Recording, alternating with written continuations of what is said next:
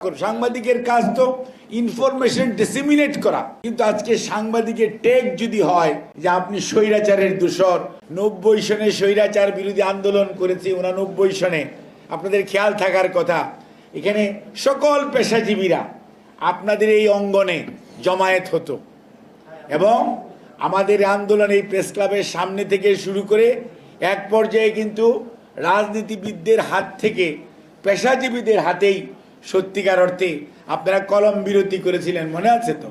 হ্যাঁ, এই যে জিনিসগুলো হয়েছে, অর্থাৎ এই দেশের গণতন্ত্র পুনঃপ্রতিষ্ঠার জন্য, উদ্ধার করার জন্য, মানুষের মত প্রকাশের স্বাধীনতাকে ধরে রাখার জন্য সাংবাদিক বন্ধু এবং প্রেস ক্লাবের যে জাতীয় দায়িত্ব আমরা পরবর্তীতে দেখেছি গত 16-17 বৎসরে, এখনও দেখছি অনেক ক্ষেত্রে যে সত্য জিনিস কেন জানি আর আমাদের আতাউসামাদের মতো কেউ লিখে না, গিয়াস কামাল চৌধুরীর মতো কেউ বলে না।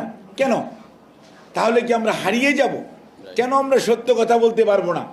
কেন আমরা মুসাহেবি করব?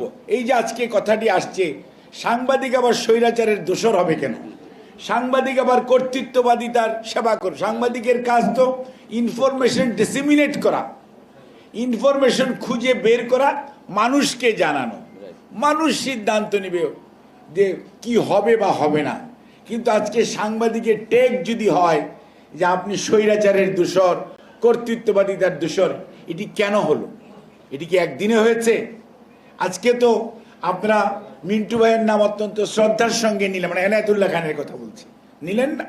এই যে জিনিসগুলো, ইনাদের কিন্তু কোনো পলিটিক্যাল বিলিফ ছিল না, ইনাদের পলিটিক্যাল বিলিফ ছিল না। এই হয়তো ইন্ডিভিজুয়ালি থাকতে পারে, প্রফেশনের মধ্যে একটা রিফ্লেকশন ছিল না।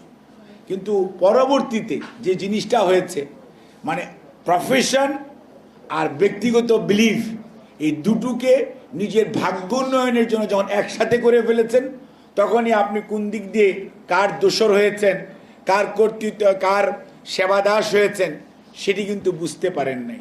আমরা কিন্তু একসময় যত কথাই বলেন, কোনো কোনো পত্রিকার উপসম্পাদকীয় পড়ার জন্য সপ্তাহে চায়ে থাকতাম, কারণ তখন তো এত টিভি ছিল না, আজকে না এত টেলিভিশন, তখন এত টেলিভিশন ছিল না রে ভাই। সপ্তাহে একদিন একটা উপসম্পাদকীয় লেখা হইতো, কারো কারো লেখার জন্য আমরা সবাই চেয়ে থাকতাম যিনি কী লিখেছেন, এবং ওটাকে মানুষ বিশ্বাস করত, মানুষ সেইটা অনুযায়ী জনমত তৈরি হতো। আজকে কি সেরকম আছে? কেন আমরা এইরকমভাবে হারিয়ে যাচ্ছি? হচ্ছে আমাদের নিজস্ব কারণে।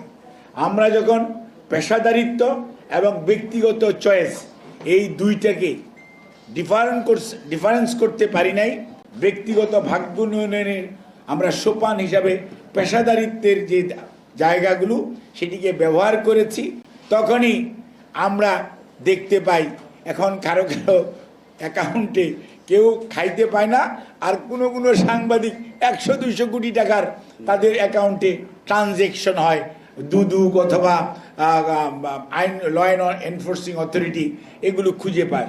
এগুলো খুবই বৈপরীত্য, এবং যার জন্য আজকে কথা এসছে যে হঠাৎ করে আমি জাহিদ হোসেন, এখানে একটা নিয়ম আছে, প্রেস ক্লাবের সহযোগী সদস্য হওয়া যায়।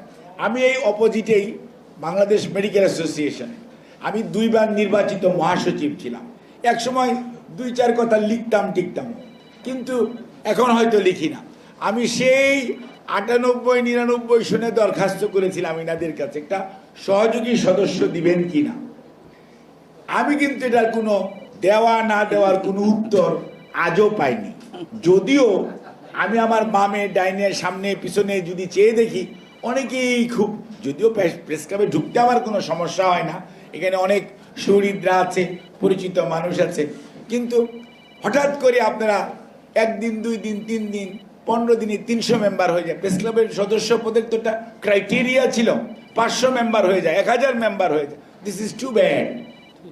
You need to have the certain criteria, you have got the constitution and you need to follow it. কিন্তু দল ভারী করার জন্য করেছেন, এখন ঘটনাটা তাই ঘটবে।